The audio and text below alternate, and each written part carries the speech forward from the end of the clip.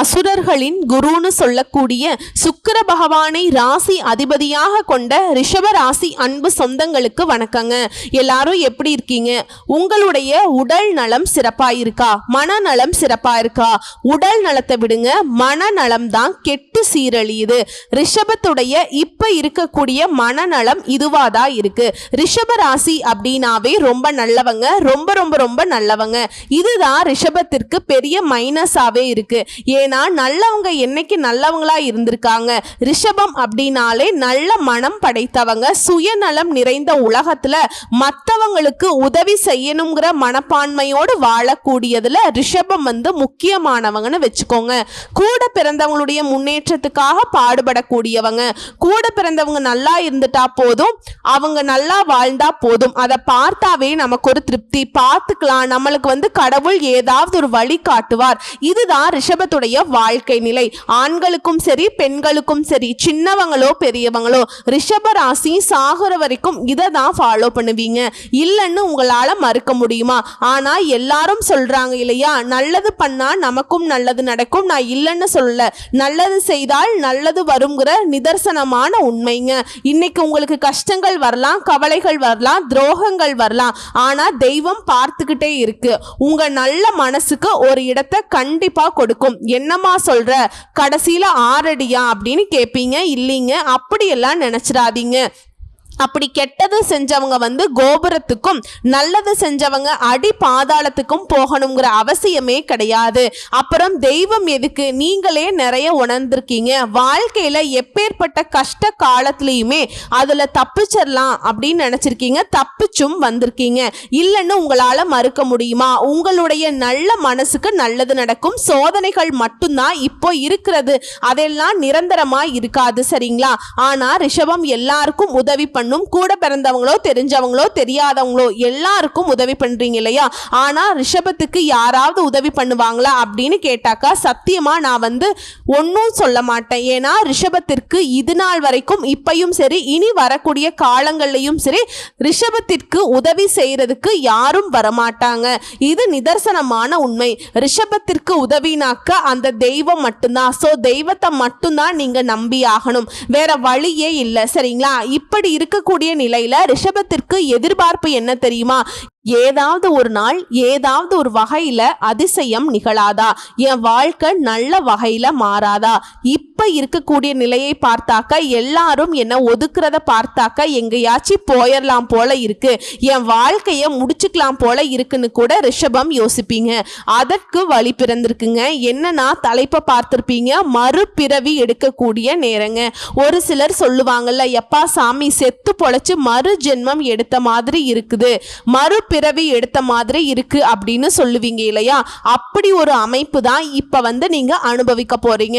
So ரிஷபத்துடைய வாழ்க்கையில ஒரு அதிசயம் நிகழப்போகுது. ஆனா உசிரே போனாலும் இந்த ஒரு விஷயத்தை மட்டும் ரிஷபம் செய்யக்கூடாது.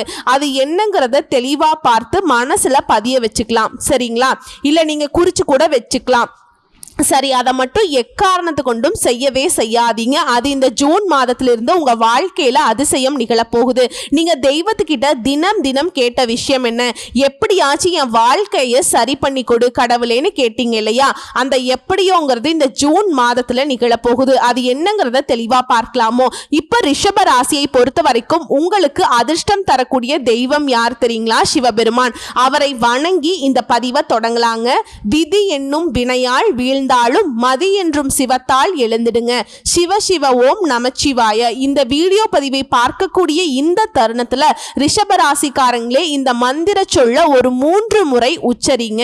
உங்க மனசு முழுக்க அன்பே சிவமாக அந்த சிவபெருமான் எழுந்தருள்வார்.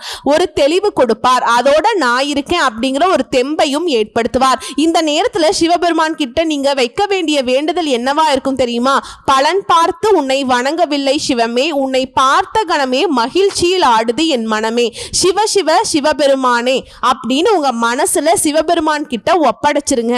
மத்தத அவர் பார்த்து பாருங்க. படைத்த பிரம்மனுக்கு தெரியாத உங்க தலையில என்ன கிறுக்கி இருந்தாலும் அதை சிவபெருமான் நினைச்சாக்க மாத்தி எழுதிடுவாருங்க. உருவாக்கவும் தெரியும் அழிக்கவும் தெரியும்னு சொல்லக்கூடிய சிவபெருமான் கிட்ட நீயே துணை சிவனேன்னு போய் நின்றுங்க. உங்க வாழ்க்கை எப்படிங்க மாறாம இருக்கும்? சிவனை நோக்கி நீங்க ஒரு படி எட்டு வச்சா அந்த சிவபெருமான் உங்களை நோக்கி 1000 படிகள் எட்டு வச்சு வருவாருங்க. நமக்கும் இறைவனுக்கும் தூரம் அதிகமாக இருக்கலாம், ஆனா இவர் நினைச்சா துரும்ப அளவு கூட தூரம் இருக்காது. சோ அந்த வகையில ஈசனை தொழுது இந்த வீடியோ பதிவை நான் தொடங்குறேன். ரிஷபராசி அன்பு சொந்தங்களுக்கு இந்த சிவபெருமானுடைய பரிபூரண அருள் கிடைக்கட்டும். இனி நடக்கிறது எல்லாமே நல்லதாவே நடக்கட்டும். வாழ்த்துக்கள்ங்க. இப்ப பதிவுக்குள்ள போகலாம். இப்போ இந்த ஜூன் மாதங்கிறது ரிஷபராசிக்காரர்களுக்கு பணம் குடும்பம் எல்லாமே சூப்பரா இருக்க போகுது. ஆனா ஒரு விஷயத்துல மட்டும் கவனமா இருக்கணும், சரிங்களா? முதல்ல இப்ப ரிஷபம் யோசிக்கிறது என்னன்னாக்கா, ஃபர்ஸ்ட் அந்த கவனமா இருக்கக்கூடிய விஷயத்த சொல்லிடு. அதை நாங்கள் பதிவு பண்ணிக்கிறோம். உங்கள் ராசிக்கு 12ஆம் இடத்துல சுக்கிரன் இருக்காருங்க. இதனால் எதிர்பாலின உறவில் கண்ணியமாக இருக்கணும். ரிஷபராசி ஆண்களாக இருக்கீங்க அப்படின்னா பெண்கள் கிட்ட கவனமாக இருங்க, கண்ணியமாக நடந்துக்கோங்க.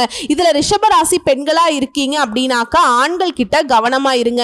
நீங்களுமே உங்களுக்கு என்ன தோணுதோ அதை வெளிப்படையாக பேசி பழகுவீங்க இல்லை, ஆனால் அவங்க தப்பாக நினைப்பாங்க. அந்த மாதிரி எந்த ஒரு எதுவுமே தேவையில்லை. அது எப்பேற்பட்ட உறவாக வேணால் இருக்கட்டுங்க.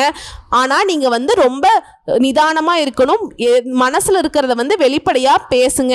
முடியும்னா முடியும், முடியாதுன்னா முடியாது, சரிங்களா? இது மட்டும்தான் உங்களை காப்பாற்றும். இதை மட்டும் கரெக்டாக மாற்றிக்கிட்டீங்க அப்படின்னா நல்லது நடக்கும். அதே போல் ராசிக்கு 10ஆம் இடத்துல ராகு இருக்கிறார். உத்தியோகத்தில் ஒரு நெருக்கடி இருந்துக்கிட்டே இருக்கும். அம்மா நான் வேலைக்கெல்லாம் போகலை, வீட்டில் இருக்கேன், நான் ஹவுஸ் ஒய்ஃப்மா, சொந்தமாக தொழில் செய்கிறேன். சரிங்க, யாராக வேணா இருங்க, என்ன தொழில் வேணாலும் செய்யுங்க, இல்லை வேலைக்கு போங்க, வீட்டில் இருந்தாலும் சரி ஒரு மாதிரி நெருக்கடி இருக்கும். குடும்பத்தில் இருக்கீங்களா, யார்கிட்டையும் வாக்குவாதம் பண்ணாதீங்க.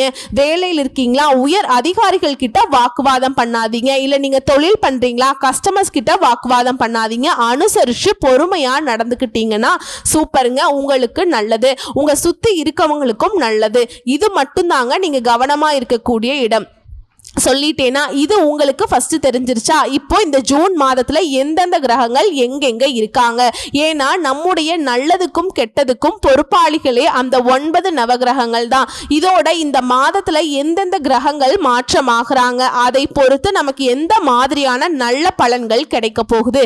என்னம்மா எடுத்த உடனே சொல்ற, அப்ப எங்களுக்கு நல்லதே நடக்கும்னு சொல்றியா? ஆமாங்க, நல்லதுதான் நடக்க போகுது. நான் தான் முன்னாடியே சொல்லிட்டேன் இல்லையா, ஒரு மனுஷனுக்கு என்னென்ன தேவை, பணம் குடும்பம், இது ரெண்டுமே சூப்பரா இருக்குல்ல, மற்றதெல்லாம் அழகா சமாளிச்சிடலாங்க. அந்த வகையில ரிஷபராசி கார்த்திகை நட்சத்திரம் 2ஆம் பாதம் 3ஆம் பாதம் 4ஆம் பாதம், ரோகிணி நட்சத்திரம் மிருகசீரிஷ நட்சத்திரம் 1ஆம் பாதம் 2ஆம் பாதம். சோ உங்க எல்லாருக்குமே இந்த பலன்கள் பொது பலன்களாக பொருத்தமாகும். சோ ரிஷபராசியில கிரக நிலைன்னு பார்த்தோம்னா, ராசியில நவ கிரகங்களின் முதல்வன் மற்றும் நவ கிரகங்களுடைய இளவரசர்னு சொல்லக்கூடிய சூரிய பகவான் புதன் பகவான் இவங்க 2 பேரும் கூட்டணி நிலையில உட்கார்ந்துருக்காங்க. அடுத்து தன வாக்கு குடும்பஸ்தானத்தை பொறுத்த வரைக்கும் தேவர்களுக்கெல்லாம் குருவாக இருக்கக்கூடிய குரு பகவான் உட்கார்ந்துருக்கார். அடுத்து தைரிய வீரிய ஸ்தானத்தை பொறுத்த வரைக்கும் ஒருத்தவங்க அழகா இருக்காங்கனாக்கா, ஒருத்தவங்க நல்லா ஜாலியா இருக்காங்க அப்படின்னாக்கா, ஒருத்தவங்க நல்ல செல்வ செழிப்போட இருக்காங்க அப்படின்னாக்கா அதற்கு காரணகர்த்தாவா இருக்கக்கூடிய சந்திர பகவான், அதே போல நல்பலத்தோடு வாழ்றதுக்கு செவ்வாய் பகவான், இவங்க 2 பேரும் கூட்டணியில தைரிய வீரிய ஸ்தானத்துல உட்கார்ந்துருக்காங்க. அதே போல சுகஸ்தானத்தை பொறுத்த வரைக்கும் கேது பகவானும், தொழில் ஸ்தானத்தை பொறுத்த வரைக்கும் சனீஸ்வர பகவானும், அவர் கூடிய ராகு பகவானும் கூட்டணியில. அடுத்ததா ஐன ஜைன போகஸ்தானத்தை பொறுத்த வரைக்கும் சுக்கிர பகவானும் அதிபதி இந்த இடத்துல உட்கார்ந்துருக்கார். சோ இப்படி நவ கிரகங்கள்ல வலம் வருதுங்க. இந்த மாதத்துல கிரக மாற்றங்கிறது ஃபர்ஸ்ட் 2/6/2025 அன்னைக்கு புதன் பகவான் ராசியிலிருந்து தன வாக்கு குடும்பஸ்தானத்துக்கு மாற்றம்ங்க. அடுத்ததா 2ஆவதா 8/6/2025 அன்னைக்கு செவ்வாய் பகவான் தைரிய வீரிய ஸ்தானத்திலிருந்து சுகஸ்தானத்துக்கு மாற்றம். 3வதா 14/6/2025 அன்னைக்கு சூரிய பகவான் ராசியிலிருந்து தன வாக்கு குடும்பஸ்தானத்துக்கு மாற்றம். 4வதா 22/6/2025 அன்னைக்கு புதன் பகவான் தன வாக்கு குடும்பஸ்தானத்திலிருந்து தைரிய வீரிய ஸ்தானத்துக்கு மாற்றம். இதை தாண்டி கடைசியா 5வதா 29/6/2025 அன்னைக்கு சுக்கிர பகவான் அயன ஜைன போகஸ்தானத்திலிருந்து உங்க ராசிக்கு மாற்றம். ஸோ கிரகத்துடைய அமைப்பு, கிரக மாற்றம், இதை தொடர்ந்து எந்த ஒரு விஷயத்தையுமே திறமையாக செய்து பாராட்டுகளை பெறக்கூடிய, மதிப்பும் மரியாதையும் பெறக்கூடிய ரிஷப ராசிக்கு நீங்க நேரத்துடைய மதிப்பை அறிந்தவங்க. ஸோ இந்த மாதம்ங்கிறது திட்டமிட்டு செய்யக்கூடிய காரியங்கள் எல்லாமே வெற்றி பெறும். உணர்ச்சி வசப்படாம நிதானமா எதையுமே செய்யறது நல்லது. எதுலையுமே எச்சரிக்கையாகவும் இருக்கணும், இதுவும் நமக்கு நல்லது. இதோட எதை செய்தாலும் சரி கொஞ்சம் கூடுதலா முயற்சி பண்ற மாதிரி இருக்கும். ஓகேங்களா?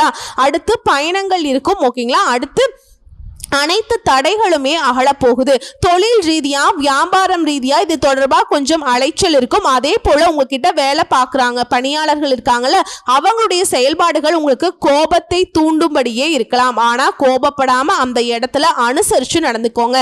அவங்களுக்கு புரிய வைக்கிறதுக்கு ட்ரை பண்ணுங்க. இருந்தாலும் எதை செய்தாலும் சரிங்க, தொழில் பண்ணுங்க, உத்தியோகம் பண்ணுங்க, இல்ல வீட்டில் இருங்க, என்ன பண்ணாலும் சரி, நீங்க யாராக இருந்தாலும் சரி, 6 வயதிலிருந்து 60 வயது வரைக்கும் 6 வயது பிள்ளை உங்களுக்கு என்னமா தெரியும், ஒரு பேச்சுக்கு சொல்றேங்க, கவனமா இருக்கிறது நல்லது. லாபம் அதிகரிக்கும், எதிர்பார்த்த பண உதவி கிடைக்கும். உத்தியோக பணிகள்ல இருக்கீங்களா, தனியார் துறையோ அரசாங்க துறையோ, ஆண்களோ பெண்களோ, கொஞ்சம் கூடுதல் பணிச்சுமை இருக்கும். இதனால கொஞ்சம் அதிகமாகவே உழைக்க வேண்டி இருக்கும்.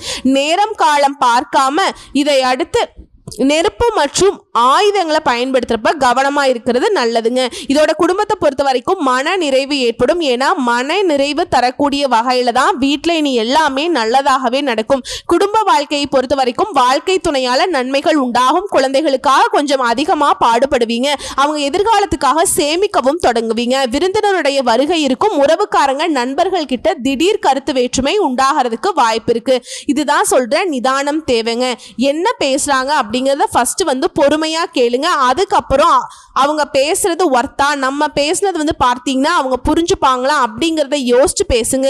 ஒரு சில இடங்கள்ல அமைதியா கூட இருங்க, அது சிறப்பு தான். சரிங்களா? இதுல ஒரு சிலர் உங்களுடைய குழந்தைகளை படிக்கிறதுக்காக வெளிநாட்டுக்கு அனுப்பி வைக்கணுங்கிற முயற்சியில இருப்பீங்க. அந்த முயற்சிகள் வெற்றி பெறும். பெண்களை பொறுத்த வரைக்கும் உணர்ச்சி வசப்படாம எதையுமே சிந்தித்து செயல்படுறது ரொம்ப நல்லதுங்க.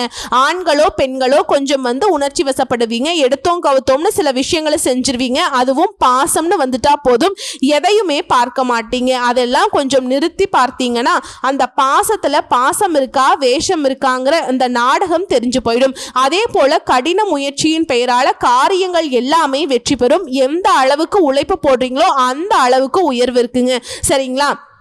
கல்லு போட்டாக்கா தண்ணி மேலே வரும்னு சொல்லுவோம். அந்த மாதிரி உழைப்பு போடுங்க, உயர்வு தன்னால உங்களை தூக்கிட்டு போய் மேலே வைக்கும். அதே போல அரசியல்வாதிகளுக்கு, உங்களை சார்ந்துள்ள கட்சி தொண்டர்களுக்கும் நெருங்கியவர்களுக்கும் மிகப்பெரிய உதவிகளை செய்து பாராட்டுகளை பெற போறீங்க. அதே போல மேலிடத்துல உங்களுக்கு சந்தோஷமான செய்திகள் சேரும். அடுத்து கலைத்துறையில இருக்கவங்களுக்கு படிப்படியான வளர்ச்சியை காண போறீங்க. வருமானம் நல்லா இருக்கும். ரசிகர்களுக்கு கொஞ்சம் செலவு செய்வீங்க. அதே போல சக கலைஞர்களாலையுமே நன்மைகளை அடைய போறீங்க. புதுசா வண்டி வாகனம் வாங்கக்கூடிய வாய்ப்புகள் கிடைக்கும். அடுத்து மாணவர்களுக்கு கல்வியில முன்னேற்றம் காண அதிக முயற்சி செய்து பாடங்களை படிக்க வேண்டிய சூழல் இருக்கும். ஆனா அந்த படிப்பு மட்டும்தான் உங்களுக்கு உயர்வை தரும். அதையும் மனசுல வச்சுக்கோங்க. வண்டி வாகனத்துல போறப்ப பொதுவா ரிஷபராசிக்காரர்களுக்கு கவனம் தேவை. ஆண்களோ பெண்களோங்க. சரிங்களா? இதோட தனிப்பட்ட முறையில ஒவ்வொரு விஷயத்தை நான் பிரிச்சு சொல்றேங்க. கல்வியை பொறுத்த வரைக்கும் இந்த ஜூன் மாதத்துல சூரிய பகவான் உங்க ராசியில இருக்கிறார். இதனால முதல்ல இருக்கக்கூடிய 15 நாட்கள் கல்வியில மிகவும் சிறப்பா இருக்க போறீங்க. பொது தேர்வு போட்டு தேர்வுகளுக்கு தயாராக கூடியவர்களுக்கு படிப்புல நல்ல முன்னேற்றம் இருக்கும். உத்தியோகம் தொழில புதிய முயற்சிகள் கை கொடுக்கும். புதிய வேலைக்கு முயற்சி பண்றீங்களா, நீங்க எதிர்பார்த்தபடியே நல்ல வேலை கிடைக்கும். அதே போல உத்தியோகத்தை பொறுத்த வரைக்கும் உங்களுடைய திறமைக்கு ஏற்ற அங்கீகாரம், பதவி உயர்வு உள்ளிட்ட சலுகைகள் கிடைக்கும். இதோட பொருளாதாரத்துல முன்னேற்றம் காணப்படும். குழந்தைகளுடைய வளர்ப்பு சிறப்பா செயல்பட போறீங்க. நீங்க இறங்கிய காரியங்கள் எல்லாமே வெற்றி கிடைக்கும். உத்தியோகம், தொழில, வீடு இது போன்ற இடங்கள்ல இடமாற்றம் நிகழும். பண விஷயத்தை பொறுத்த வரைக்கும், தனஸ்தானத்தை பொறுத்த வரைக்கும் குரு பகவான் இருக்காருங்க. பண வரவு இது எல்லாமே ரொம்ப சிறப்பா இருக்கும். கடந்த காலகட்டங்களில் இருந்த நெருக்கடிகள் எதுவுமே இருக்காது. படிப்படியா விலக ஆரம்பிக்கும். கடன் சுமை குறையும். அதே போல 2ஆம் இடத்துல புதன் பகவான் இருக்கிறதுனால தொழில அற்புதமா இருக்குங்க. உங்களுடைய வருமானத்துல உயர்வு மட்டும் இல்லைங்க, குடும்பத்தில் இருக்கக்கூடிய எல்லாருடைய வருமானமுமே உயரப்போகுது. குடும்பத்துல மகிழ்ச்சி அதிகரிக்க போகுது. அடுத்ததா குடும்பத்தை பொறுத்த வரைக்கும் வாழ்க்கை துணை கிட்ட அப்பப்ப சின்ன சின்ன கருத்து வேறுபாடு ஏற்பட்டாலும் அந்யோன்யமா அதிகமா செயல்பட போறீங்க, அந்யோன்யமா இருக்க போறீங்க. குழந்தை உறவு பக்க பலமா இருக்கும். உறவுக்காரங்களுடைய வருகையினால வீட்டுல மகிழ்ச்சி ஏற்படும். பெண்களுக்கு உத்தியோகம், தனிப்பட்ட வாழ்க்கை எல்லாமே எதிர்பார்த்தபடியே இருக்குங்க. இதோட எந்த விஷயத்தை எடுத்தாலும் சரிங்க, அவசரப்பட்டு திடீர் முடிவு எடுக்கக்கூடாது. மாசத்துல முதல் இருக்கக்கூடிய வாரங்கள்ல பயணங்களின் போது ரொம்ப எச்சரிக்கையா இருக்கணும். ஏன்னா விரையாதிபதி செவ்வாய் 3ஆம் இடத்துல இருக்கிறதுனால சில பிரச்சனைகளை உருவாக்குவார். ஓகேங்களா, இதை மட்டும் கொஞ்சம் பார்த்துக்கோங்க. சும்மா சிம்பிளா சொல்லணும்னா ரிஷபராசிக்காரர்களுக்கு இந்த ஜூன் மாதங்கிறது ஆடம்பரங்களை அனுபவிக்கக்கூடிய வாய்ப்பு கிடைக்குங்க. வேலையில தொழில முன்னேற்றத்தோடு கொடுக்கும். உங்களுடைய கனவுகள் எல்லாமே நிறைவேறக்கூடிய வாய்ப்பு உண்டாகும். வீட்டில் சின்ன சின்ன கருத்து வேறுபாடுகள் ஏற்பட்டு அமைதி இல்லாம போறதுக்கு வாய்ப்பு இருந்தாலும் கடைசியில குடும்பத்துல சந்தோஷத்துக்கு குறைவில்லாம போகும். அதே போல நீங்க செய்யக்கூடாத விஷயம்னு பார்த்தோம்னா வாக்குவாதத்தை தவிர்த்துக்கோங்க. சோ இப்ப வரைக்கும் பார்த்தது ரிஷபராசிக்காரர்களுக்கு இந்த ஜூன் மாதம் அப்படிங்கிறது எந்த அளவுக்கு சிறப்பான மாதம்ங்கிறது பொதுவா பார்த்துட்டோம். இப்ப தனிப்பட்ட முறையில ரிஷபராசி கூட ஒவ்வொரு நட்சத்திரத்துக்குமே இந்த ஜூன் மாதம் எப்படிப்பட்ட மாதமாய் இருக்க போகுது. முதல்ல இருக்கக்கூடிய கார்த்திகை நட்சத்திரம் 2ஆம் பாதம், 3ஆம் பாதம், 4ஆம் பாதம் எதிலையுமே தனித்து நின்று சாதனை படைக்கும் உங்களுக்கு இந்த ஜூன் மாதம் அதிர்ஷ்டகரமான மாதம் தாங்க. உங்க லாபாதிபதி குரு பகவான் தன குடும்ப வாக்குஸ்தானத்துல சஞ்சரிக்கிறதுனால எடுத்த வேலைகள் எல்லாமே வெற்றியாகும். தடைப்பட்ட முயற்சிகள் இப்ப நடக்கும். குடும்பத்தில் இருக்கக்கூடிய நெருக்கடிகள் விலக ஆரம்பிக்கும். பண வரவு அதிகமாகும். வியாபாரம், தொழில் இருந்த தடைகள் விலகுது. ஜென்ம ராசிக்குள்ள உங்களுடைய நட்சத்திரநாதன் சூரியன் சஞ்சாரம் இருக்கிறதுனால எந்த ஒரு விஷயமே வேகமா செய்ய போறீங்க. நினைச்சது உடனே சாதிக்கக்கூடிய எண்ணங்கள், வேகங்கள் உங்களுக்கு இருக்குங்க. உடல் நிலையில் இருந்த பாதிப்புகள் சரியாகும். உங்க வேலையில அனைத்திலுமே வெற்றி பெறும். இந்த நேரத்துல தாயாருடைய உடல் ஆரோக்கியத்துல கவனம் வச்சுக்கோங்க. அதே மாதிரி தாயார் கிட்ட உங்களுக்கு இருக்கக்கூடிய சங்கடங்களுமே விலக போகுது. அடுத்து ஜீவனஸ்தானத்தை பொறுத்த வரைக்கும் ராகு சனி சஞ்சரிப்பு இருக்கிறதுனால செய்து வரக்கூடிய தொழில அக்கறை ரொம்ப தேவைங்க. உத்தியோகத்துல சிலருக்கு பிரச்சனை ஏற்படுறதுக்கு வாய்ப்பு இருக்கு. வேலையில கவனம் செலுத்துறது ரொம்ப அவசியங்க. நியாயமா செயல்படுவது உங்களுக்கு நல்லது. ஒரு சிலருக்கு எதிர்பார்த்த இடமாற்றம் ஏற்படும். மாணவர்களை பொறுத்த வரைக்கும் படிப்பின் மீது அக்கறையில மாற்றம் உண்டாகுது. நண்பர்களால முன்னேற்றத்திருந்த தடை படிப்படியா குறைய போகுது. செவ்வாய் பகவான் 3ஆம் இடத்துல சஞ்சரிக்கிறதுனால நீச்சமாகியும் இருக்கிறதுனால முன்னேற்றமான பலன்கள் அவரால் கொடுக்க முடியாது. இதுவே ஜூன் மாதம் 8 முதல் 4ஆம் இடத்துல சஞ்சரிக்கக்கூடிய கேதுவினால இவர் கூடவே செவ்வாயும் இணைவதனால உடல்நிலையில சங்கடங்கள் அதிகரிக்கிறதுக்கு வாய்ப்பு இருக்கு. அதனால ஆரோக்கியத்துல எப்பவுமே அக்கறை வச்சுக்கோங்க. அரசியல்வாதிகளுக்கெல்லாம் ரொம்ப எச்சரிக்கையா இருக்கணும். வீண் செலவுகளை குறைச்சிக்கோங்க. சரிங்களா, வீண் பேச்சையும் சிலருக்கு சங்கடத்தை கொடுக்கறதுக்கு வாய்ப்பு இருக்கு. அதையும் குறைச்சிக்கிறது ரொம்ப சிறப்பு. நெருக்கடிகள் ஏற்படுறதுக்கு வாய்ப்பு இருக்கு. சிலருக்கு ஏன் பதவியே கூட பறி போகலாம். சோ உஷாரா இருங்க. அடுத்து பெண்களை பொறுத்த வரைக்கும் குடும்பத்துல நிம்மதி உண்டாகுது. இப்ப முழுக்க தெரிஞ்சுக்க வேண்டியது என்னன்னாக்கா பேச்சுல தாங்க ரொம்ப நிதானம் தேவை. பேச்சு மட்டும் கையாள கத்துக்கிட்டா ரிஷபத்திற்கு தொல்லைகள் கிடையாது. சோ உங்களை பொறுத்த வரைக்கும் சந்திராஷ்டமம் நாட்கள்ல எங்கும் கவனம், எதிலும் கவனம். இதுவே அதிர்ஷ்டம் தரக்கூடிய நாட்கள்னு பார்த்தோம்னா ஜூன் 18, 20 இந்த நாட்களை உங்களுடைய சுப காரியங்களோட தொடக்கத்துக்கு பயன்படுத்துங்க. நல்லதே நடக்கும். அதே போல நீங்க செய்ய வேண்டிய பரிகாரம் ஏகாம்பரேஸ்வரரை தினமும் வழிபாடு செய்ய வளம் கூடும், நலம் உண்டாகும். அடுத்து ரோஹிணி நட்சத்திரம் தெளிவான சிந்தனையோடு திட்டமிட்டு செயல்பட்டு முன்னேற்றத்தை அடையக்கூடிய உங்களுக்கு இந்த மாதம் யோகமான மாதமா இருக்கு. 2ஆம் இடத்துல சஞ்சரிக்கக்கூடிய குரு உங்க வாழ்க்கையில முன்னேற்றத்தை கொடுக்கிறார். வியாபாரத்துல இருக்கக்கூடிய பிரச்சனைகளுக்கு முடிவை கொடுக்கிறார். தொழில இருந்த போட்டிகள் விலகுது. உத்தியோகத்துல இருந்த மறைமுக எதிர்ப்புகள் இப்ப இல்லாம போகும். உடல் நிலை சீராகுது. இழுபறியா இருந்த கோர்ட் கேஸ் வழக்குகள் உங்களுக்கு சாதகமா முடியும். உங்களுக்கு எதிராக செயல்பட்டவங்க இப்ப அவங்களுடைய செயல்பாடுகளை முறியடிக்க போறீங்க. புதிய தொழில் தொடங்கக்கூடிய முயற்சிகளை இப்போ உங்களுக்கு வாய்ப்பு அமையும். வேலைக்காக முயற்சி செய்யறவங்களுக்கு உங்க தகுதிக்கேற்ற வேலை கிடைக்கும்.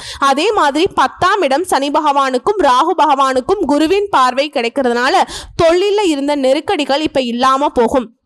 மாணவர்களை பொறுத்த வரைக்கும் இந்த காலகட்டத்தில் படிப்புல கூடுதல் கவனம் செலுத்துறது நல்லது. இதோட வீண் சிந்தனைகளும் தவறான பழக்க வழக்கங்களும் இந்த நேரத்தில் உங்களுடைய முன்னேற்ற பாதையிலிருந்து இடத்த மாற்றலாம். இதனால உஷாரா இருந்துக்கோங்க. ராசிக்குள்ள சஞ்சாரம் பண்ணக்கூடிய சூரியன் உங்களை வேகமா செயல்பட வைக்கிறார். இதனால உடல் நிலையில பாதிப்பு ஏற்படுறதுக்கு வாய்ப்பு இருக்கு. இதனால எச்சரிக்கையா செயல்படணும். மேலும் ஒரு சிலர் புதுசா இடம் வாங்குறது, வீடு வாங்கக்கூடிய யோகம் இருக்கு. அரசியல்வாதிகளுக்கு தலைமை கிட்ட ஆதரவு உண்டாகுது. உங்களை பொறுத்த வரைக்கும் சந்திராஷ்டமம் நாட்கள்ல எங்கும் கவனம், எதிலும் கவனம். இதுவே அதிர்ஷ்டம் தரக்கூடிய நாட்கள்னு பார்த்தோம்னா ஜூன் மாதம் 11. இந்த நாளை உங்களுடைய சுப காரியங்களுக்கு பயன்படுத்துங்க, நல்லதே நடக்கும். உங்களை பொறுத்த வரைக்கும் பரிகாரம் அணு தினமும் மகாலட்சுமி தாயாரை வழிபாடு செய்ய நன்மைகள் உண்டு. அடுத்து மிருகசீரிஷ நட்சத்திரம் 1ஆம் பாதம் 2ஆம் பாதம். தைரியமாக திட்டமிட்டு செயல்பட்டு முன்னேற்றத்தை அடையக்கூடிய உங்களுக்கு இந்த ஜூன் மாதம் நன்மையை தரக்கூடிய மாதமா இருக்குங்க. உங்க நட்சத்திரநாதன் செவ்வாய் 3ஆம் இடத்துல ஜூன் மாதம் 8ஆம் தேதி வரைக்கும் சஞ்சாரம் பண்றாரு.